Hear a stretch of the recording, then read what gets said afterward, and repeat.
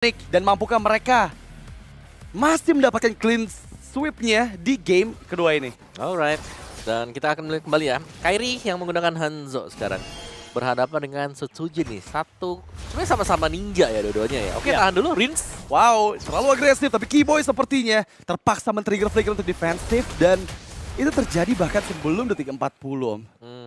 Jadi kepakai ya sebenarnya untuk semua source-nya. Tapi Ada Purify juga. Keyboy dengan pull yourself together ya. Karena kelihatan dari timernya bukan 120 second. Tapi ada di angka 100-an tadi. Masih cukup oke. Untuk di early ya apalagi ya. Masih bisa kelihatan agresif lah. Tapi tergantung nanti masuknya bagaimana juga untuk Setsujin. Karena dia kan versusnya Kairi nih. Jangan sampai Kinjutsu yang kena nanti. Ya, tapi Hanekage. HDKG dia ya. Tapi jujur dengan Hayabusa yang diambil, apabila kalkulasi dari Kairi kurang tepat gitu ya, Quad Shadow bisa juga nih connect dari Kinjutsunya dari Hanekage-nya dan langsung ke tubuh aslinya. Tapi kali ini lihat gimana Idok yang mulai coba ditarget tapi Kairi masih bisa menghindar, menjauh dari jangkauan member-member RRQ lainnya. Rins memberikan backup-an, tapi ya dengan mobilitas yang tinggi pastinya Sans juga bakal bisa ngeganggu lane lain dari RRQ. Ya, yang penting sebenarnya ada dari Sans. Bagaimana skill shotnya dia bisa connect, bagaimana nanti dia akan bisa melakukan follow up ketika ada Tsunami Slam. Itu yang harus kita nantikan di menit yang kedua ya. Di turtle yang akan spawn juga. Sementara Kairi memang masih bisa bebas banget untuk melakukan farming, tapi tadi yang dapetin Idok. Scavenger Crab yang diambil oleh Idok membuat keuntungan pastinya. Dan ini mempercepat juga untuk level 4 ya yang dipegang oleh Idok. Kita bakal lihat untuk di tengah, sepertinya pressure sudah mulai berasa ke arah range. Benar-benar ngebuat Sans harusnya bisa setup terlebih dahulu nih untuk di turtle pertama. Ya, dan bahkan Idoknya diberikan keleluasaan ya untuk mendapatkan level 4 terlebih dahulu. Lihat tuh, level 4. Iya. Karena tadi daerahnya udah langsung ke tengah juga untuk melakukan setup di turtle, tapi sayangnya turtle-nya dipegang dengan Ryota juga. Jadi kayaknya akan menunggu karena seperti biasa nih, kalau kita menggunakan Hanzo agak susah untuk bisa pegang turtle-nya. Lebih ke yang mengambil turtle. Tapi mengirimkan Dairen kali ini belakang dan lihat Quad Shadow yang langsung masuk karena Sans masih dihindari dengan Purify. Tapi terkena Implosion dan sekali ini dua member tertangkap first blood di tangan dari Idok. Dan bahkan mereka belum puas karena kali ini Turtle di-secure dengan cukup aman. Setsujin masih mencoba untuk mencari target selanjutnya, Keyboy yang escape dengan Tsunami Slam. Ya, tapi lagi-lagi nih ya, perebutan turtle yang pertama di mana Onyx harus kalah juga. Dan ini bisa menjadi imbasnya adalah bagaimana RQ Hoshi akan berusaha untuk langsung melakukan raid juga, mengambil objektif kecil milik Onyx yang ada di dalam jungle. Wah, ini wait, ini Toy ada beberapa experience unggul atas dari Savero. Berarti satu katapult kemungkinan tadi sempat di hold, membuat Savero kehilangan kurang lebih 100 gold di sini, Om. Bisa jadi sih, atau cuman ya minion kecil 2 ya. Let's see lah, kalau di bagian topnya juga masih sama-sama imbang. Cuman yang agak bahaya sebenarnya kalau kita bicara gold lane, ini katapultnya yang sudah memberikan gold tidak terlalu banyak dibandingkan dengan yang kemarin. Jadi siapa yang jauh lebih bagus untuk bisa farming, sebenarnya akan jauh lebih unggul untuk gold lanernya. Kali ini Toy udah mulai mengambil dua lane, memperjauh lagi gap antara Savero. Dan ya lihat gimana RRQ masih coba bermain cukup agresif dengan penguasaan map yang ada di bagian bawah. Dorongan di atas pun terlihat karena Savero dituju. Idok mempersiapkan second hammernya, tapi hanya untuk membantu fast clear saja. Alright, ini sama-sama tim Purify ya banyak ya.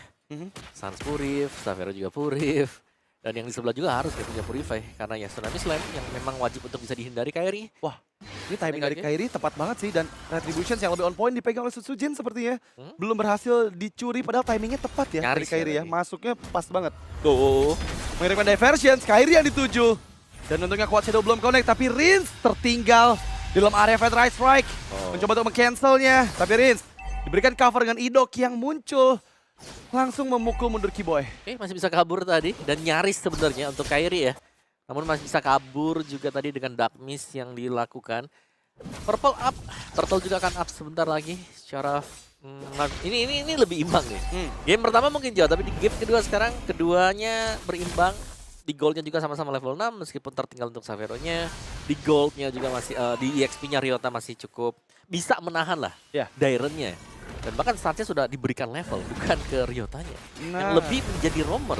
Tapi kali ini ada Tsunami Slam yang langsung difokuskan dengan Fat Strike. Tapi Idok menahan semua damage-nya. Dairen tertinggal di bagian belakang, Ryota pun masuk. Setsujin memantau sedikit demi sedikit di mana lini belakang dari Onyx ID. Dan mereka melakukan diversion, berpindah tempat, repositioning. Keyboy yang dituju, dan Keyboy sepertinya bisa untuk dipunish.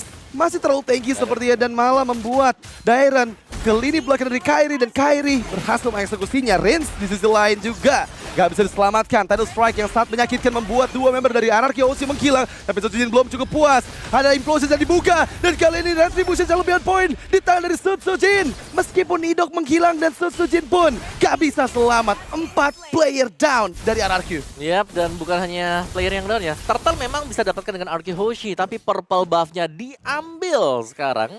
Akan lebih menghambat untuk Sutsujin. Sedangkan dari Onyx-nya mereka sudah mulai bisa untuk melakukan teamfight tarik ulur ya. Mereka bisa sustain selama itu. Itu karena ada efek heal juga diberikan Kalea tadi. Ya, itu yang ngebuat sustain banget ya. Yap, dari Ryota yang ngebawa Revitalize. Betul. Dan juga heal yang diciptakan dari Kalea. Dari Kiboy. Ya, itu yang dari tadi ngebuat siapapun member dari Onyx yang kena poke dari RRQ bisa nge-regen HP-nya kembali. Dan kali ini menjadi keuntungan untuk Onyx, meskipun lagi-lagi masih perfect objektif untuk Anarchy Hoshi. Dan mereka masih belum ada gangguan juga ke arah Xavero. Berbeda dengan game sebelumnya yang Xavero itu jadi target utama ya oleh teman-teman dari Anarchy Hoshi. Yap. Dan memang sih kalau sekarang itu lebih ke EXP ya. Tapi EXP pun sudah mulai berubah fungsi juga gitu loh. Kayak masuk ke menit yang kelima, EXP akan jadi second tank atau second roamer. Dimana lebih ngebadarin saja yang lain. Kiboy bersama dengan Xavero hanya bisa melihat bagaimana tarotnya akan diambil oleh Toy atau dengan katapult. Ya, situ dia. Arky Hoshi berhasil untuk mendapatkan outer top turret milik dari Onyx. Tapi goldnya masih dipegangkan Onyx ya. Jadi masih sangat seru banget. Apalagi di bagian bawah nih. Masih dipanjangin lainnya dengan Sutsujin. Jadi masih ada 30 detik sebelum Turtle akan kembali spawn. Belum ada gebrakan lagi yang dilakukan oleh kedua tim ini. Iya, tapi Anarchy kehilangan mid outer turret Om. Di waktu mereka memberikan pressure di atas. Jadi setengahnya sama-sama juga Onyx mendapatkan keuntungan yang sekarang malah bisa dibilang jauh lebih untung. Karena dua buff dari Sutsujin sudah mulai terekspos dan harus hati-hati banget sih nantinya. Ya, tapi sebenarnya tugas dari Anarchy juga adalah mendapatkan objektif ya. Mereka punya Logi, mereka bisa maksimalin Tsunami Slam. Wow, kali ini combo wombo karena Dairon dan di-all-in begitu saja. Pada resoknya masih gagal. First crack yang dibuka, tapi Soul Snatch yang sangat menyakitkan dari Kairi. Men-take down Dairon untuk kedua kalinya kali ini. Alright, diversion ke purple buff di... Sudah terekspos, tapi implosion flicker! Kairi down! Dan itu dia yang menjadi target utama dari Anarchy Hoshi. Ryota membuka Glorious Pathway, menutup jalan pulang dari Anarchy Hoshi. Di waktu yang bersamaan, Sutsujin pun berhasil mendapatkan turtle yang ketiga. Dua perfect turtle untuk Anarchy Hoshi. Sebuah diversion yang sangat manis tadi. Yang berhasil diciptakan oleh Anarchy Hoshi. Itu miss timing. Meskipun Kairi tahu. Iya. Mungkin ada orang di sana. Tapi yang tidak disangka adalah Idok yang tiba-tiba flicker. Dan bahkan dia di dalam turret tadi. Dan wow, itu benar-benar langsung hilang di tempat dengan semua kombinasi yang dilakukan. Ya udah gak bisa sih 4 lawan 1 ya. Iya, kondisinya juga backup-nya nggak ada ya. Karena tadi makro dari player Onyx mungkin nggak mengarah ke arah purple buff-nya. Yap. Dan mereka tahu sih, Arky Hoshi tadi tahu kayak pasti sembunyi dekat dengan sana. Karena ada turtle yang spawn kan di area top juga. Purple buff masih ada sekarang, masih ada Dark Mist sebenarnya kalau mau memperbanyak stack dan tinggal diambil. Itu dia. Lagi-lagi diversion. Didugakah sekarang posisi dari RRQ? Seharusnya nggak bakal diduga karena Kiboy ceknya, tapi bukan tempat yang benar gitu loh. Justru Kiboy itu sadar kayaknya bakal ada di situ, makanya dia memutari ke arah orange buff ya di bagian bawah. Dan kali ini kita lihat Xavero benar-benar free banget Om. Ini kondisi yang cukup kurang baik kah untuk RRQ dengan free-nya Xavero? Nah, sebenarnya iya dan enggak sih. Karena mereka juga butuh mungkin semuanya ya buat bisa melakukan team fight-nya. Tapi ya Xavero adalah investasi utama untuk Onyx nanti bermain di late game. Ya. Dan terlihat memang masih dengan tempo permainan yang sangat-sangat rendah. Kedua tim gak mau adanya momen-momen mistakes yang mereka lakukan dengan terlalu overcommit. So ini masih bermain aman secara berkumpul. 4 player yang ada dari RRQ ada di bagian bawah. Sementara di sisi lain, ini kayaknya udah mulai mengerahkan Sutsujin untuk antisipasi landing jauh yang bisa dipress oleh Xavero. Nah, dan ini dia, kita selalu melihat ya, diversion cooldown terbang. Oh Cooldown no. terbang. Sans, Lihat gimana Sans? Yang dituju masih bisa menghindarkan, nggak, ternyata berhasil dieksekusi dan begitu instannya Purify nggak menjadi penyelamat dan tertangkap oleh Fist Break.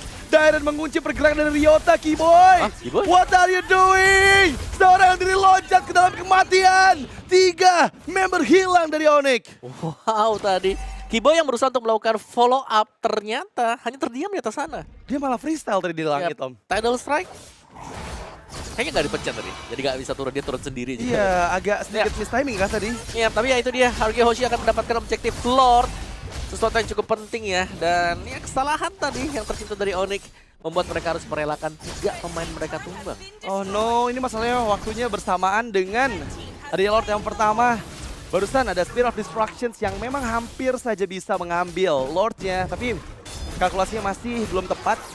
Dan kali ini menjadi kondisi kekalahan lagi untuk Onyx karena 2000 gold lead untuk RRQ. Ya, dan sudah mulai nih ya, kayak ketika ada gold yang unggul untuk RRQ Hoshi, mereka akan jauh lebih leading lagi. Dan diversion play yang dimainkan dari Rins, nah ini dia nih. Itu tidak pernah putus sama sekali, seperti tadi kita lihat ya. Cooldown, oke kita jalan, cooldown kita jalan juga. Dan akhirnya meninggalkan efek-efek trauma juga buat Onyx. Dimana Onyx-nya lebih dipaksakan untuk melihat bagian bush. Dan ini dia, kalau kita lihat diversion masuk, Kairi-nya mungkin sadar dia harus kembali ke belakang. Lihat ada Ryotanya. Tapi Kiboy, ini menurutku, dia lompat ke atas, tidak turun sama turunnya di sana. Jadi gak kepencet mungkin. Oh mungkin terkena efek duality tadi Om. Bisa Agak jadi. sedikit efek sisi yang connect dan ngebuat jadi rugi. Tapi kali ini di dalam area high ground mereka Idok hampir saya tereksekusi, masih ada Sacred Hammer untuk mundur.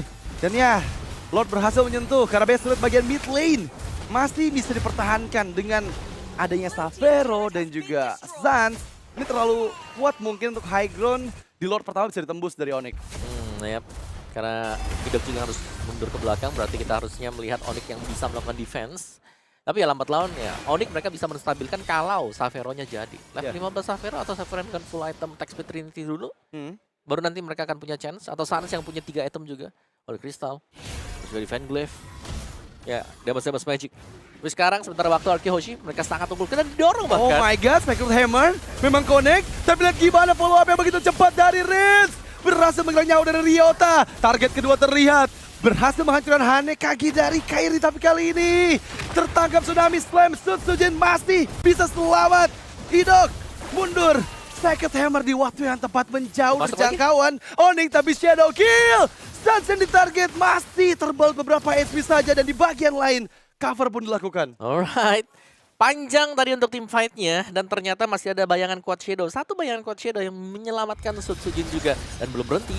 Mereka masih coba terus-menerus dan berhasil memang sesuai dengan apa yang inginkan oleh RRQ. Kali ini dengan base rate mid yang sudah mulai hancur, kondisi kemenangan lagi-lagi ada di tangan RRQ. Yap, mereka bisa kembali ya ke safe place dengan diversion juga tadi. Recall lagi back to base dan 30 second untuk Lord-nya. Dan ini akan menjadi setup untuk RRQ Hoshi. Bisa jadi setup kemenangan mereka. Bisa jadi akan memberikan bantuan juga untuk memecahkan top dan juga bottom turret base milik dari Onyx. Tapi Savero sepertinya sudah menyelesaikan item keempatnya, Rose Gold Meteor. Selesai. Ini Ini Tech Speed punya, Rose Gold punya. Iya, jadi udah lebih aman lah ya, lebih secure lagi dengan adanya shield effect yang dihasilkan dari item keempatnya Savero. Ya, tapi masih kalah ya dibandingkan dengan Toy yang lebih kaya 1.500. Akan menuju ke mana tuh dia, concentrated kah?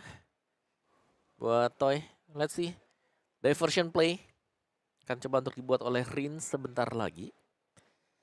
Mau nge-backup ke bawah boleh, tapi untuk isi bagian-bagiannya nih ya, purple buff bakal diambil yang pertama. Diversion juga bakal dibuka juga, tapi bisa jadi tipuan. Oh my god, Ah, ini serius dan terbaca. Idok ada di luar dari area bos, tapi Wow. kali ini backupan pun datang.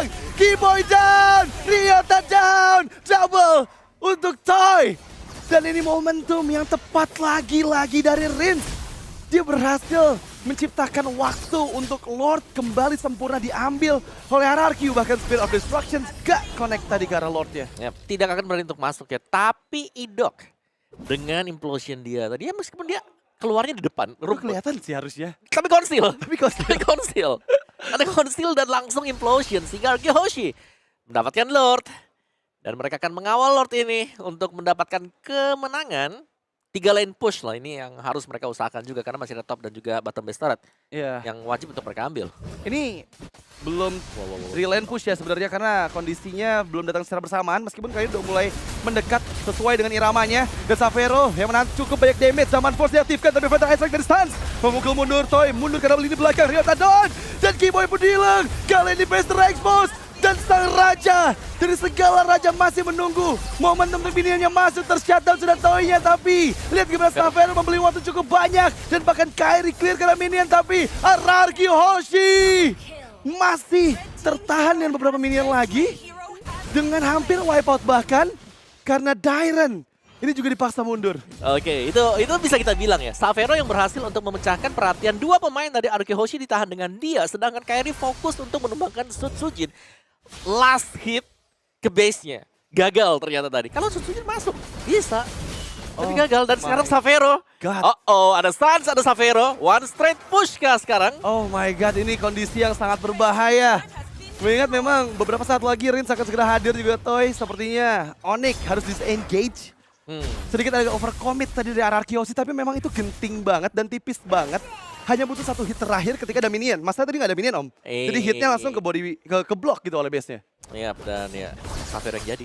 Savero yang jadi yang memang damage-nya sudah besar ya tadi. Tadi beli waktunya lama banget sih, dia megangin 3 orang. Dan itu yang memang membuat Onyx masih bisa diselamatkan di Lord kedua. Ya, dan kita melihat ya Onyx sedang melakukan turtling. Ini turtling dalam artian udah defensif dulu ya kan. Yap. Kalian maju, ada miss move seperti tadi, kita pasti ngebalikin.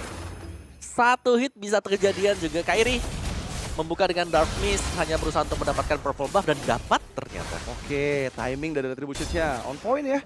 Dan dia pun masih bisa ngasih damage, tapi kali ini diversion! Savero hilang! Penerasan dari Porsche. Dan berhasil memang mengantisipasi di target kedua yang bisa didapatkan oleh RRQ. Dan sekarang lihat Kairi mengejar. Memang ada Quad Shadow yang connect ke tertubuh dari Kairi, tapi untungnya di dalam base, jadi nggak bakal di follow up oleh Sutsujin. Dairen join in, Rins memberikan efek duality-nya dan membuka zaman Force Toy, fokus ke bagian base dan sang raja dari segala raja tanpa kekalahan di 3 match mereka. This is the real RRQ boss. Oke. Dan mereka berhasil untuk mendapatkan kemenangan yang